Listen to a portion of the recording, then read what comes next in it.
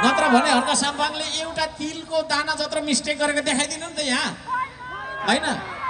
भ्रष्टाचार गरेको अनियमितता गरेको 1 रुपियाँमा 100 पैसा हुन्छ। 1 रुपियाँ त धेरै हो।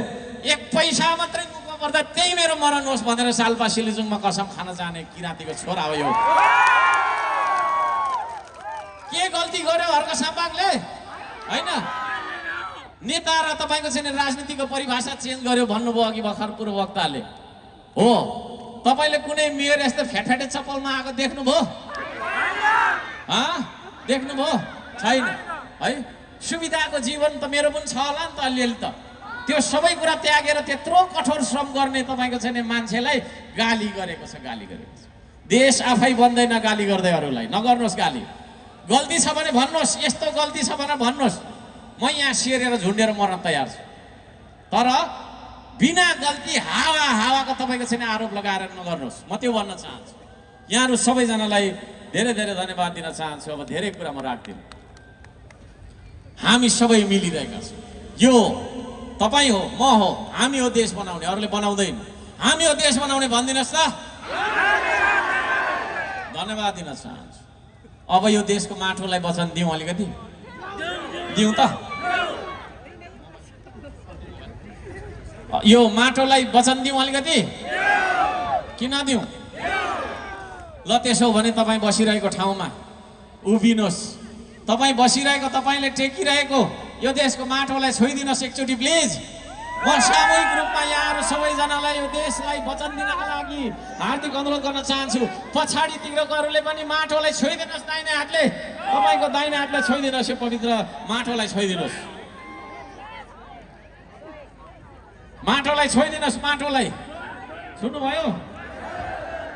माटोलाई छोइदिनु भयो।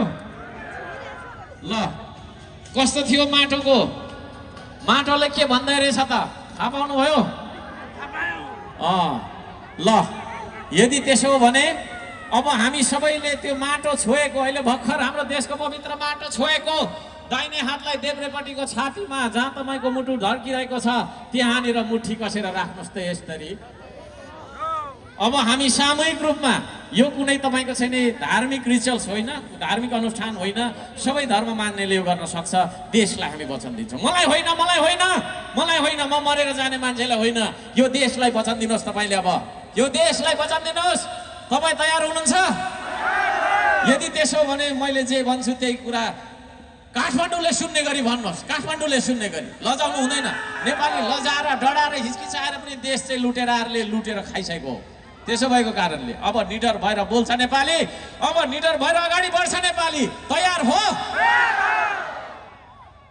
म नाम भन्नुहोस् आफ्नो। श्रम संस्कृति पार्टीको विधानलाई पालना गर्दै श्रमदानको महाअभियानमा लाग्दै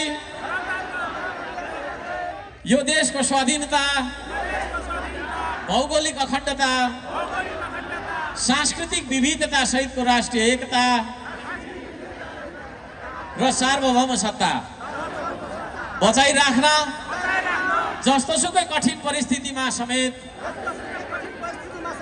सदैव प्रतिबद्ध, कटिबद्ध, सचेत र सक्रिय रहनेछु। आफ्नो जिम्मेवारीमा रहेको कर्तव्य पूरा गरी छाड्नेछु। एउटा सच्चा र स्वाभिमानी देशभक्त श्रमदाता बनेर श्रमदानको महाअभियानमा सदैव जोडिनेछु। प्रकृति, संस्कृति र प्रविधिको सन्तुलित विकासले मात्रै मानव संसार र जगतको रक्षा र उन्नति गर्न सकिन्छ। अनिवार्य श्रम र श्रमदानको नीतिले मात्रै अभाव र गरिबीको अन्त्य गरी उत्पादन र निर्माण गर्न सकिन्छ भन्ने दर्शन हर्कवादलाई आत्मसात गर्दै उच्च निष्ठा, नैतिकता र देशभक्तिका साथ उत्पादन र निर्माणको श्रमको महाअभियानमा निस्वार्थ भावले लागि पर्नेछु लागिरहनेछु म हुँ श्रमदाता हेर्दिन म अरूको आश बन्दैन म जिउँदो लास सजाउँछु श्रमले परिवेश बनाउँछु म आफ्नो देश हलोसरी जोतिन्छु म हलोसरी जोतिन्छु म मेरै देशको माटोमा आत्मनिर्भर बन्छु म स्वाभिमानको बाटोमा वास्ता गर्नु छैन मैले वास्ता गर्नु छैन मैले कसले मलाई के भन्छ आशा हेर्नु छैन मैले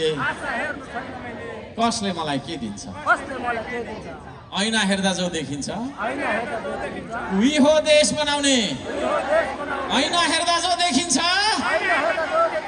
उही हो देश बनाउने आफ्नो देश बनाउनु छ कसको आशा हेर्ने म हुँ श्रमदाता जय स्वाभिमान जय श्रमदान जय माटो जय देश धन्यवाद यहाँहरू सबैजनालाई माटोलाई वचन दिनुभएकोमा हार्दिक